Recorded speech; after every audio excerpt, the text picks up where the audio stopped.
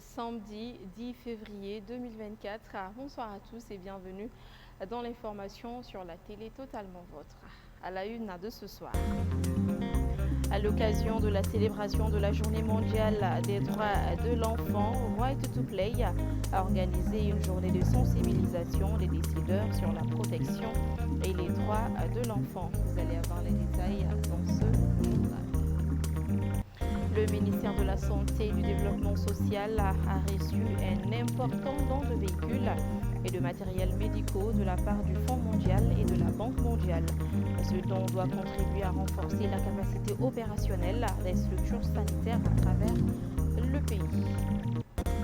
La plateforme Anko Fasoko reste préoccupée par la situation socio-politique de notre pays. En conférence de presse, elle s'est exprimée sur les actualités du Mali. Vous allez les découvrir dans ce journal. Et voilà donc le sommaire. Bienvenue si vous nous rejoignez. Je le disais tout de suite, le retrait du Mali de la CEDEAO, la fin de l'accord issu du processus d'Alger et autres sujets brûlants de l'actualité malienne ont été abordés ce samedi par la plateforme Anko Fasoko lors d'une conférence de presse. Une occasion pour la plateforme d'édifier l'opinion publique nationale et internationale à travers les hommes de médias sur leur position par rapport à la situation actuelle de notre pays. Un compte rendu signé Gabriel Keïta. Cette conférence de presse, initiée par la plateforme Anko Fasoko, a pour but non seulement d'édifier les hommes de médias sur les questions relatives au retrait du Mali de la CEDEAO et la fin de l'accord issu du processus d'Alger, mais aussi d'exprimer leur souhait d'un Mali nouveau. En fait, ce matin, on a voulu faire cet exercice avec les journalistes. C'est pour échanger, communiquer sur l'actualité brûlante du pays, qui concerne principalement la dénonciation de l'accord d'Alger, la mise en place d'un comité de dialogue intermalien, les retraits de l'AES de la CEDEAO, tout récemment l'annulation du concours de la fonction publique, mais surtout ce qui est très important pour nous, ça c'est le redéploiement des services sociaux de base dans la région nord du Mali, plus précisément à Kidal. Nous avons un seul objectif, la conquête et l'exercice du pouvoir. On veut apporter notre touche pour le développement de ces pays, pour les enfants de ces pays et pour la génération future.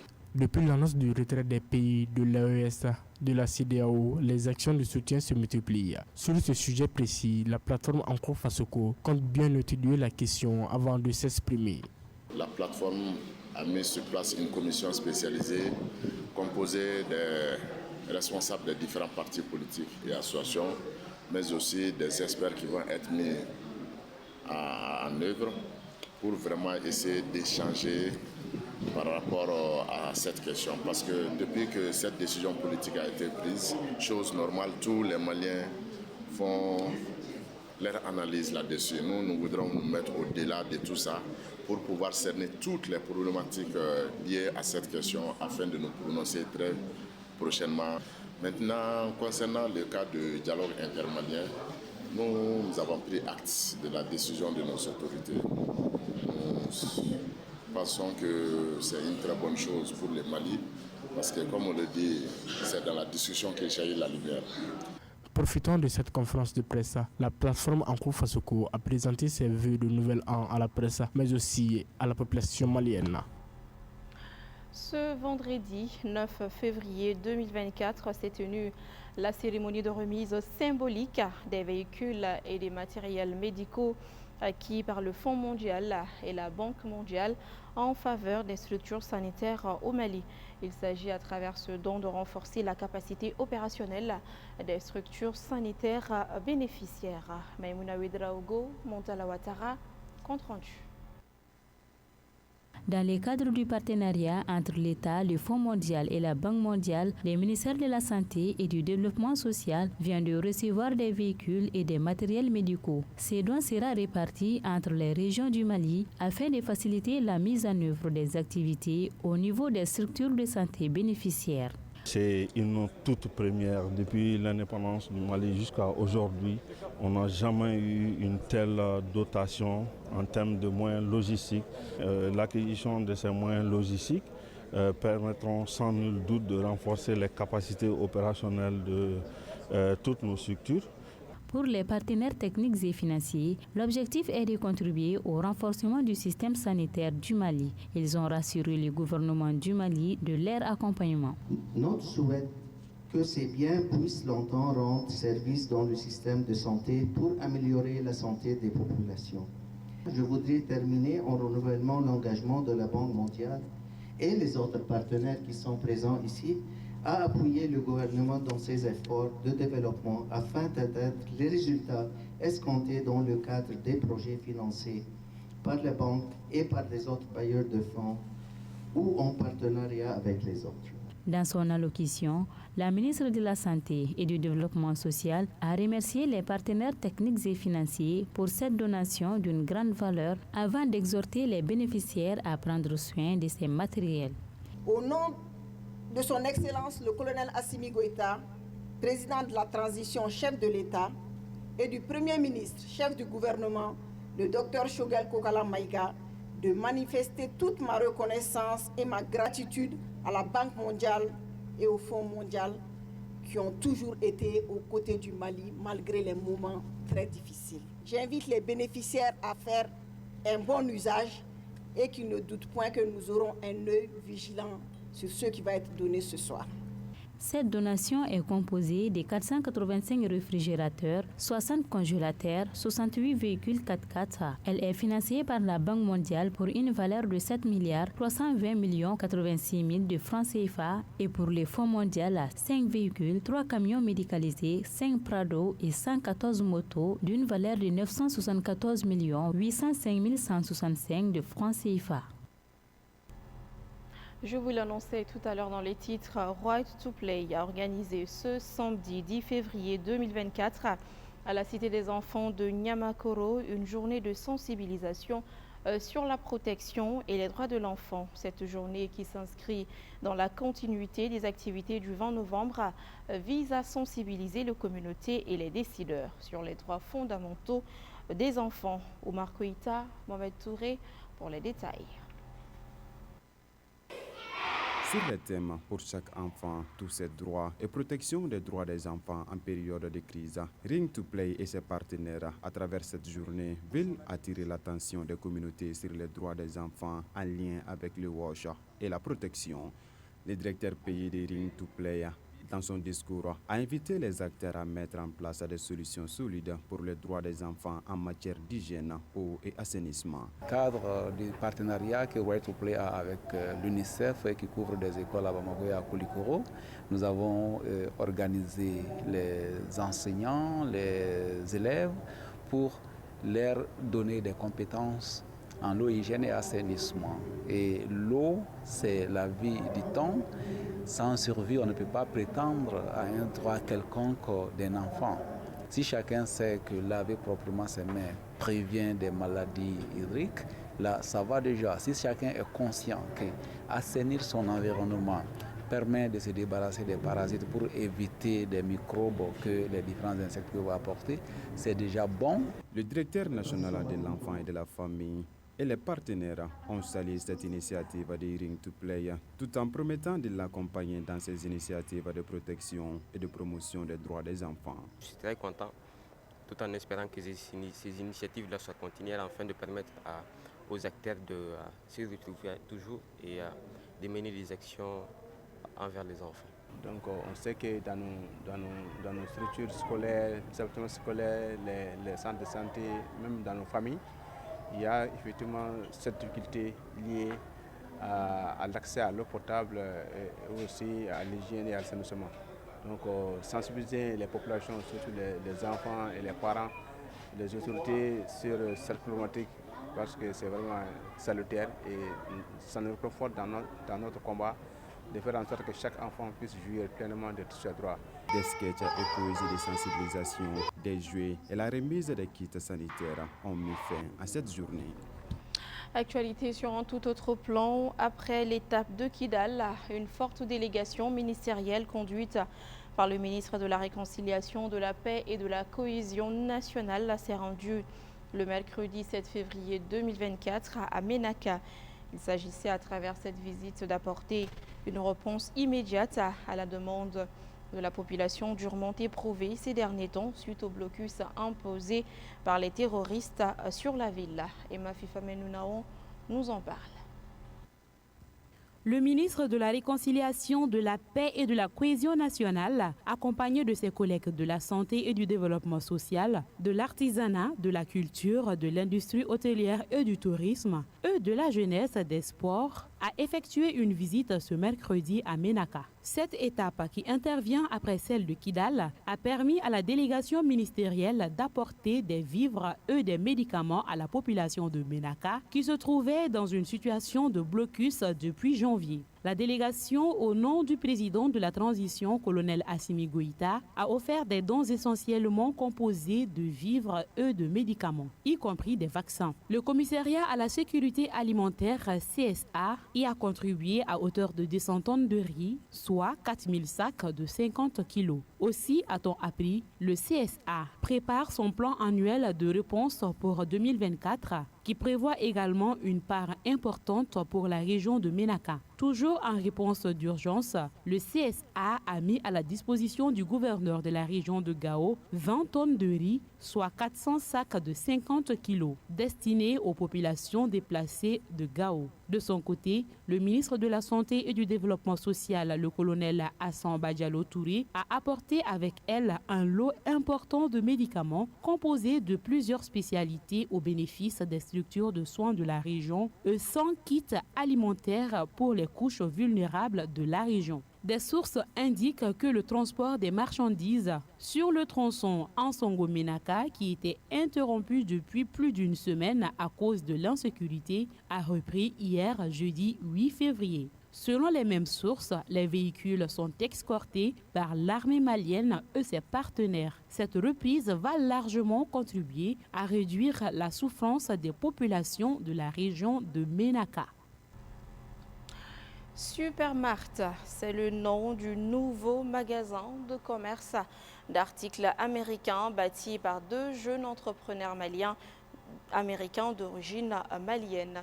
Cette entreprise, qui marque l'engagement de ces jeunes, a contribué au développement du Nouveau Mali, vise à renforcer la coopération commerciale entre le Mali et les États-Unis d'Amérique. Situé en commune 5 du district de Bamako, le magasin vient d'ouvrir officiellement ses portes ce samedi à Bakodjikoroni ACI. Adam Tangara, Zakaria Omar Keïta, compte rendu. Entrepris par deux Maliennes issues de la diaspora malienne aux États-Unis d'Amérique dans le but de contribuer à l'émergence de leur pays d'origine, le Mali, Supermart est un magasin de commerce général d'articles américains à travers lequel les promotrices souhaitent mener des actions sociales. La réalisation de ce projet marque une étape importante dans notre volonté et ferme engagement à contribuer de manière significative au développement de notre communauté et pays d'origine. L'exploitation de Supermart est différente d'une affaire privée classique dans la mesure où un des objectifs majeurs est l'accomplissement d'activités d'entreprise citoyennes pour lesquelles une partie des bénéfices sera consacrée. En effet, nous sommes membres d'une association à but non lucratif dénommée Bamiria. Selon les promotrices, Supermart rendra non seulement le séjour des Américains agréable au Mali, mais facilitera également la réinsertion des Maliens de retour des États-Unis.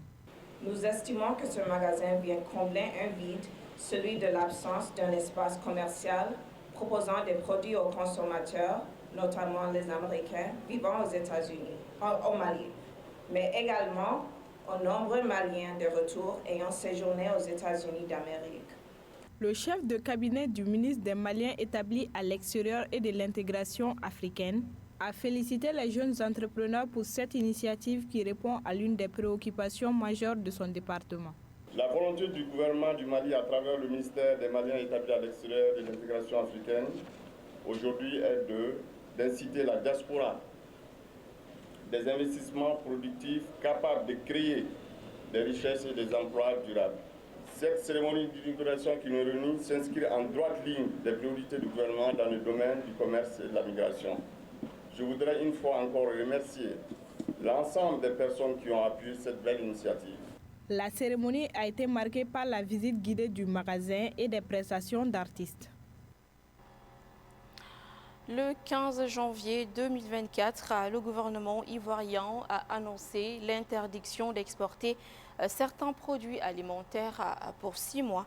Cette mesure concerne des produits tels que le manioc, l'avocat, la tchéké, la banane plantain, ainsi que d'autres produits alimentaires. Et cette décision impacte fortement les importateurs maliens et la pénurie commence à se faire sentir dans les marchés de Bamako. En tout cas, c'est le constat fait par notre équipe de reportage composée de Aïssata Diarra et de Gabriel Keïta.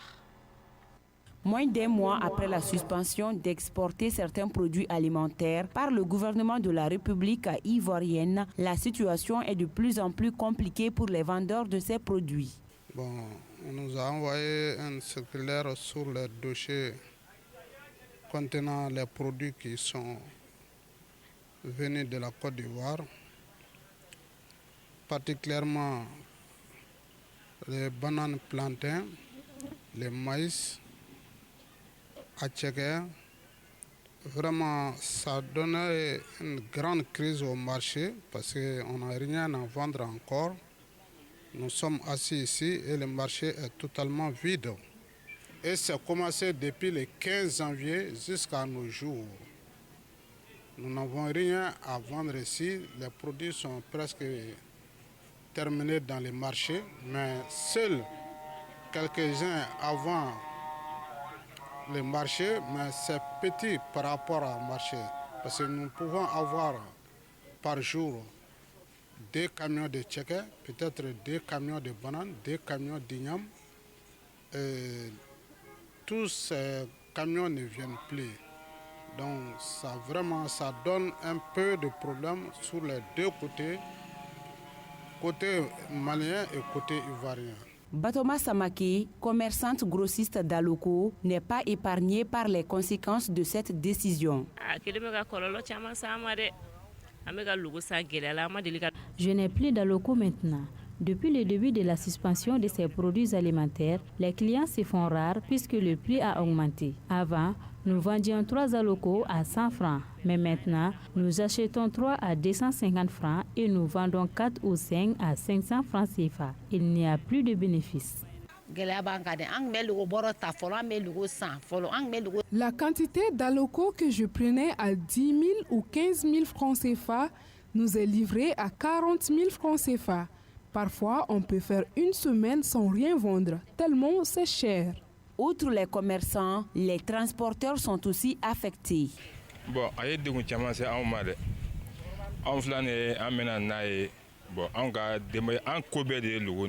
cette décision nous crée beaucoup de difficultés. C'est de ça que nous gagnons de l'argent pour faire face à tous nos besoins. Depuis le début de cette crise, nous n'arrivons plus à payer les loyers. Même payer le prix du condiment est devenu difficile. Avant ces problèmes, on pouvait voyager 4 à 5 fois par mois. Mais depuis cette décision du gouvernement ivoirien, nous n'avons pas voyagé et nos économies sont presque épuisées. En attendant la levée de la mesure, on va continuer à subir la hausse des prix des produits sous le coup de la suspension d'exportation prise par les autorités ivoiriennes. L'Union technique de la mutualité malienne a tenu son assemblée générale extraordinaire ce samedi 10 février 2024 au gouvernorat du district de Bamako. L'objectif de cette activité est d'élire un nouveau bureau pour un mandat de 5 ans renouvelable et de redéfinir les textes régissant l'Union. Lassine Diakité. L'Union technique de la mutualité malienne UTM a tenu cette assemblée générale pour non seulement renouveler les bureaux exécutifs, mais aussi présenter le bilan des activités réalisées par le bureau sortant. Les membres du bureau sortant ont réitéré leur disponibilité à œuvrer auprès du nouveau bureau pour l'atteinte des objectifs. Nous sommes là à la disposition du nouveau bureau qui sera là. Nous sommes à leur disposition. Bon, les mouvements là, vous savez, c'est pas facile. Et surtout qu'il y a un mouvement qui travaille dans le bénévolat. Ce n'est pas du tout facile. Beaucoup vont peut-être venir pour peut-être croire qu'ils pourront faire un changement notoire de la situation, mais ce n'est pas comme ça. Mais tout ça là, moi je sais que même si l'administration et le bureau politique là arrivent à bien travailler, qu'ils soient en accord avec les autorités. C'est tout ce que moi je leur demande. Donc déjà le projet de texte qui ont fait vraiment l'objet de large diffusion à tous les niveaux vont être adoptés aujourd'hui. Et aussi à partir de cela, ils vont mettre en place les nouveaux organes, donc le conseil d'administration et la commission de contrôle. Tout en saluant la contribution considérable de l'UTM à améliorer l'accès aux soins médicaux, le représentant du ministre de la Santé et du Développement social a rassuré l'Union de l'engagement de son département à soutenir leurs actions. C'est vraiment la promotion des mutuelles, c'est ce qui va faciliter cet aspect-là. Nous savons tous que la politique au niveau de notre pays, c'est vraiment de rendre accessible la santé à tous les Maliens. Et la promotion des mutuelles et l'ensemble des autres dispositifs, contributifs et non contributifs, feront que vraiment tous les Maliens, où qu'ils soient, quel que soit leur revenu, puissent accéder à une santé de qualité. Les membres de l'Union technique de la mutualité malienne ont déploré la faible mobilisation des ressources et invité les autorités à investir davantage dans les domaines. Et voilà, ce journal est terminé. Merci à tous ceux qui ont contribué à sa réalisation. Grand merci également à vous de l'avoir suivi. Prochain grand soir à lundi 19h. D'ici là, prenez bien soin de vous. Bonsoir.